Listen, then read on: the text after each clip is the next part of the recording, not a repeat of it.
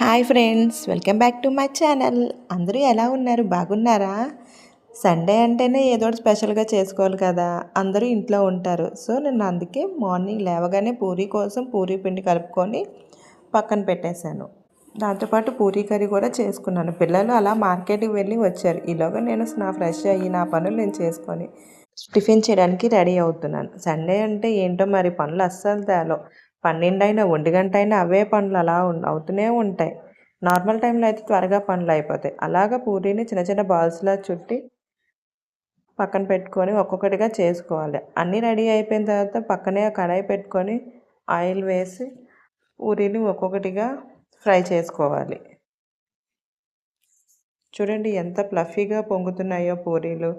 చాలా బాగున్నాయి. మా పిల్లలకి పూరీలు అంటే ఇష్టం. మా పిల్లలకే కాదు, అందరి పిల్లలకి పూరీ అంటే చాలా ఫేవరెట్.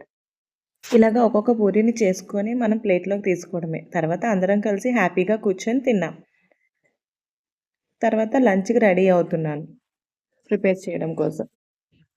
లంచ్ కోసం కొబ్బరి పాలతో బిర్యానీ చేద్దాం అనుకున్నాను. అందుకే నేను ముందుగా ఏం చేశానంటే carrot, sweet corn, potato, onion, మిర్చి, కరివేపాకు అన్నీ కట్ చేసి పక్కన పెట్టుకున్నాను. ఇప్పుడు స్టవ్ పైన కుక్కర్ పెట్టి దాంట్లో ఒక 2 టేబుల్ స్పూన్ నెయ్యి వేసి 1 టేబుల్ స్పూన్ ఆయిల్ వేసి బాగా వేడవ్వాలి. ఆ వేడయిన తర్వాత బిర్యానీ ఐటమ్స్ ఉంటాయి కదా, అవన్నీ వేసేయడమే. అది వేగుతున్నప్పుడు మంచి స్మెల్ వస్తుంది. ఆ స్మెల్ సూపర్గా ఉంటుంది. అవి వేగాక మిగతా వెజిటేబుల్స్ అన్నీ ఒక్కొక్కటిగా యాడ్ చేసుకొని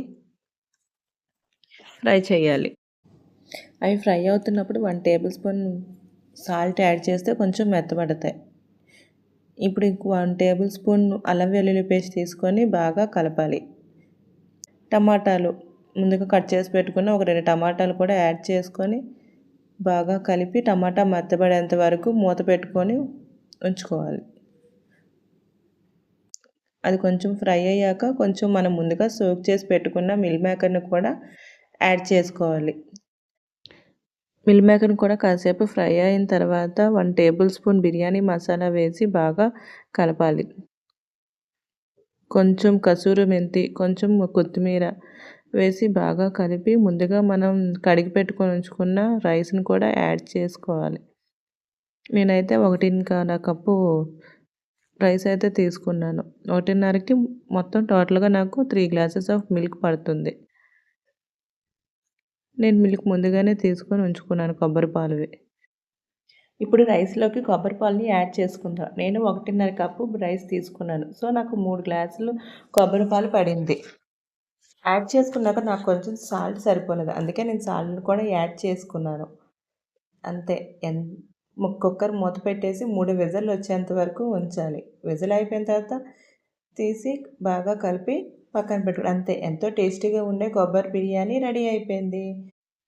ఇక లంచ్ ఫినిష్ అయిపోయిన తర్వాత ఇంట్లో కొంచెం పనులు ఉంటాయి కదా, ఆ పనులన్నీ ఫినిష్ చేసుకొని మూవీకి అయితే రెడీ అవుతున్నాం. పిల్లలు ఔటింగ్ కంటే మనకంటే ముందుగా వాళ్ళే రెడీ అయిపోతారు. సో వాళ్ళు రెడీ అయిపోయిన తర్వాత నేను కూడా రెడీ అయిపోయి మూవీకి అయితే స్టార్ట్ అయిపోయాం.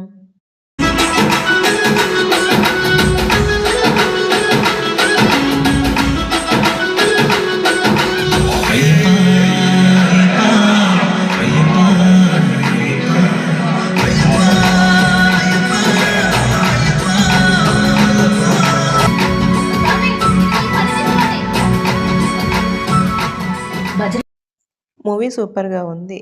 ఈరోజు సండే అయితే హ్యాపీగా గడిచిపోయింది. పిల్లలు మేము చాలా హ్యాపీగా గడిపాము. వీడియో నచ్చితే లైక్ చేయండి. మీ ఫ్రెండ్స్ అండ్ ఫ్యామిలీతో షేర్ చేసుకోండి. ప్లీజ్ మా ఛానల్ను సబ్స్క్రైబ్ చేసుకోండి please. Thank you for watching. Bye bye. Take care.